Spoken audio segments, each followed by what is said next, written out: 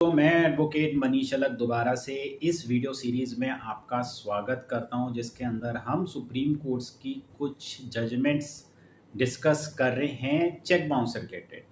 दोस्तों, क्या होगा अगर आपने किसी से चेक लिया लेकिन लीगल डेट जो अराइज हुआ वो चेक लेने के बाद अराइज हुआ, तो क्या चेक बाउंस का केस खारिज हो सकता है? हार सकते हो आप। जी, हार सकते हैं।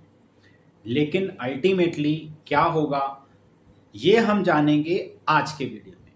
दोस्तों, शुरुआत करने से पहले हम श्री भगवत गीता से एक श्लोक का उच्चारण करेंगे और उसका मतलब समझने की कोशिश करेंगे। नास्ते बुद्धि युक्त अस्य ना चायुक तस्य भावना ना चा भाव शांत शांत अस्य कुतः सुखम।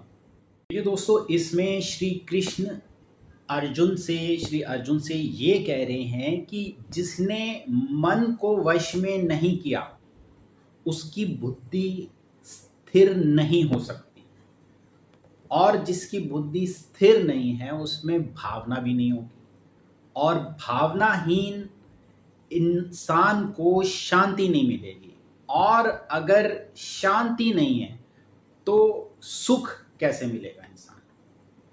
तो सारी बातों का मतलब ये है कि आपको अपने मन को वश में रखना पड़ेगा। तो आते हैं हम अपने केस की तरफ।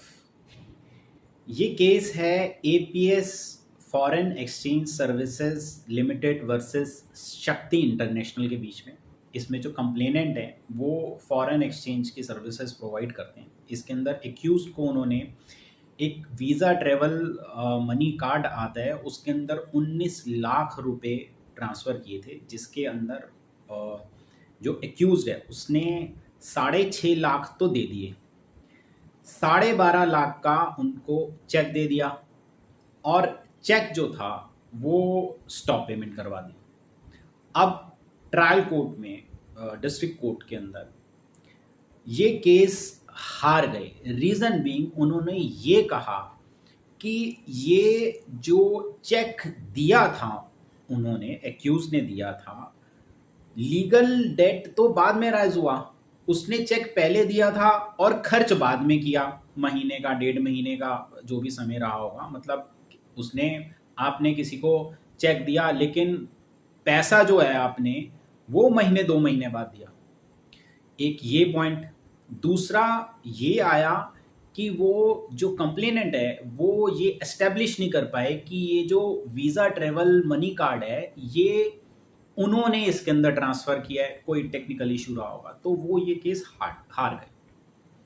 हाई कोर्ट गए, हाई कोर्ट में भी हार गए। अब जब ये सुप्रीम कोर्ट पहुंचा केस, तो सुप्रीम कोर्ट ने ये कहा कि भाई साहब, ये जो वही 118 वाली बात है, जब वो चेक साइन किया है आपने, चेक तो साइन किया है ना, ये तो मानते हो ना? तो उसने कहा हाँ मैं मानता हूँ। मतलब चेक साइन करा है, चेक दिया है किसी को, आपका लीगल डेट जो था वो था, तभी आपने दिए।